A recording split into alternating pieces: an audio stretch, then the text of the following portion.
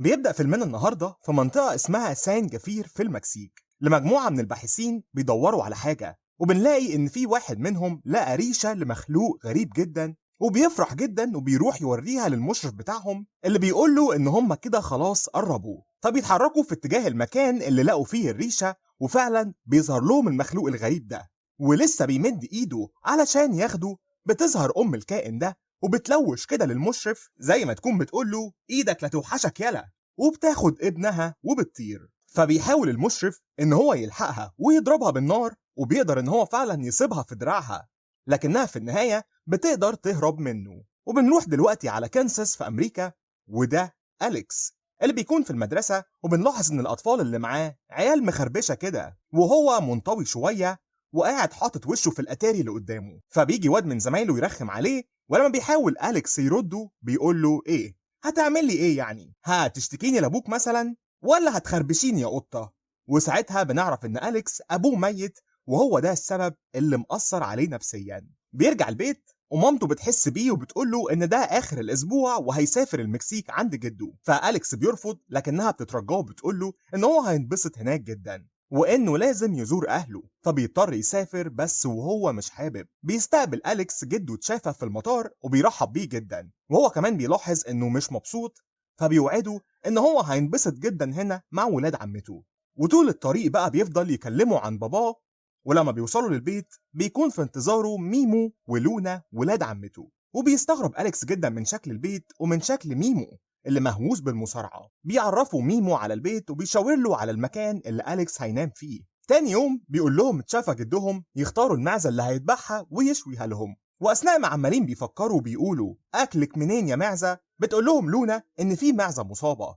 وهنا بنعرف ان الكائن الغريب اللي بيدوروا عليه بيتغذى على دم الماعز. فبيشك ميمو ولونا واليكس ان الكائن الغريب اللي عمل كده، لكن جدهم بيصرف تفكيرهم عن الموضوع وبيقول لهم لا لا ده كل ده اسطوره. وبنروح للباحث اللي بيدور على الكائن الغريب، وهو بيتكلم مع الراجل اللي بيمول رحله البحث. فبيساله عملت ايه؟ فالباحث اداله ريشه. قال له ايه ده ريشه؟ بقى انا بصرف المصاريف دي كلها علشان تجيب لي ريشه؟ انا عايز الكائن الغريب ده، عايز الدم اللي بيتصنع منه الادويه، عايز فلوس، عايز دولارات. فالباحث بيطلب منه يديله فرصه تانية، فبيوافق وبيعرفوا ان دي فرصته الاخيره ومفيش قدامه حل غير انهم يلاقوا الحيوان ده، والا الناس اللي دفعوا فلوس الرحله مش هيرحموه. بالليل بيسمع أليكس صوت غريب جدا، واول ما بيبص من الشباك بيشوف وحش مخيف قدامه، فبيتراجع وبيخاف. لكن لما بيرجع يبص تاني بيشوف معزة، فبيقول انه بيتهيأ له. وبيسمع الصوت تاني فبيقرر يخرج بره البيت يشوف ايه ده، وبيسمعه جده بيصرخ بره. فبيخرج له وبيقول له أليكس انه شاف الحيوان اللي بيدوروا عليه وانه مستخبي هنا. فطبعا بيبصوا ناحية المصدر اللي بيقول عليه، لكن بيطلع لهم أرنب. فبيتريق ميمو ولونا على أليكس.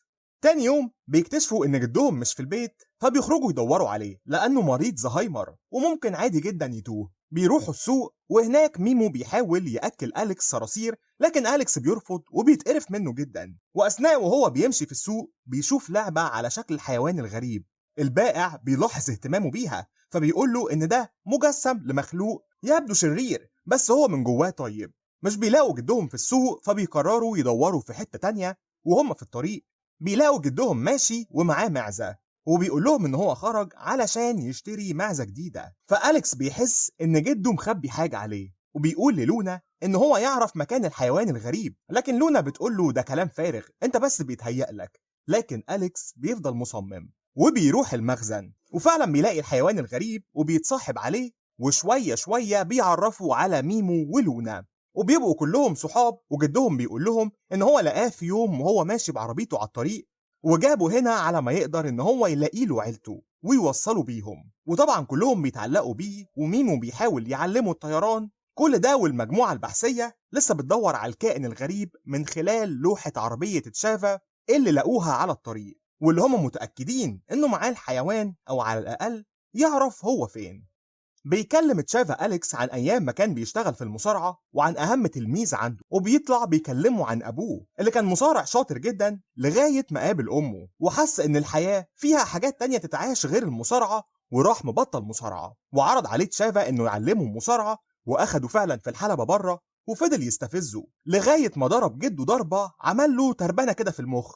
والراجل أصلا عنده زهايمر ومش ناقص. وأثناء ما كان الدكتور عندهم سمعوا صوت الحيوان بيصرخ بصوت عالي، فالدكتور استغرب وسأل فيه ايه، فقالوا له لا مفيش، ما تاخدش في بالك، دي بقرة عندنا. قال لهم لا ده مش صوت بقرة. قالوا له اصلها تعبانة شوية، فاستغرب من صوتها قوي وقال لهم طب الحمد لله ان انا دكتور بني ادمين مش دكتور بهايم. واول ما مشي الدكتور راحوا للحيوان، فلقوا ان الراجل اللي جالهم قبل كده وجدهم مشاه دخل المخزن من وراهم ولقى الحيوان ده وخدره. فراح أليكس جري لجده علشان ينقذوا الحيوان، لكن تشافا بيكون ناسي كل حاجة ومفيش الحيوان ولا أليكس. وبعد ما أليكس خلاص فقد الأمل لبس جده لبس المصارعة وقال له على اسم المصارع غريمه القديم وخلاه يضرب الباحث، وقدروا ياخدوا العربية ويهربوا. الباحث اتصل بالمساعدين بتوعه وخلاهم يجيبوا عربية ويجوا وراه، وهم كانوا رايحين بيحاولوا يوصلوا للمكان اللي فيه عيلة الحيوان ده. وفعلا بيقدر الحيوان انه يحس بقرب عيلته منه، وأليكس بيودعه وبيقول له انه مبسوط ان هو لقى عيلته. لكن بعد ما بيمشي بيظهر اسد لأليكس، وبيكون أليكس خلاص هيقع من على الجبل وهيموت، لكن بيسمع صوته الحيوان وبيجي علشان ينقذه، وبيفرح ميمو بيه جدا لان هو اللي معلمه الطيران. هنا بقى بيظهر الباحث تاني وبيقدر انه ياخد الحيوان ويهرب بيه، ومش بيكون فيه فايدة من انقاذه، لكن ام الحيوان بتظهر تاني وباقي عيلته وبيقدروا ان هم يوقفوا العربية. وبمساعدة جد أليكس اللي اداله سوبليكس جابوا الارض، قدروا ياخدوا الحيوان ويهربوا بيه. فجد أليكس بيقول له انت زعلان ان هو ما بقاش معانا؟ فأليكس بيقول له بالعكس، انا فرحان ان هو لقى عيلته وان هو كمان بقى مع عيلته. وبتكون اجازة أليكس خلصت ولازم يرجع لمامته تاني، فبيودع أليكس ميمو بحركة مصارعة وبيوعده هو ولونا ان هو هيجي تاني. فجده في الطريق بيقول له ان هو لازم يتعلم لغة المكسيك، لغة بلده الأصيلة، ويفك جدا من الانجليزي وعقدة الخواجة بتاعته. وأليكس بيوعده انه هيتدرب عليها مع مامته، وانه متشوق جدا يحكي لها كل اللي حصل في الرحلة. وهو خلاص في الطيارة بيظهر الحيوان الغريب تاني وبيطير جنب أليكس علشان يودعوه.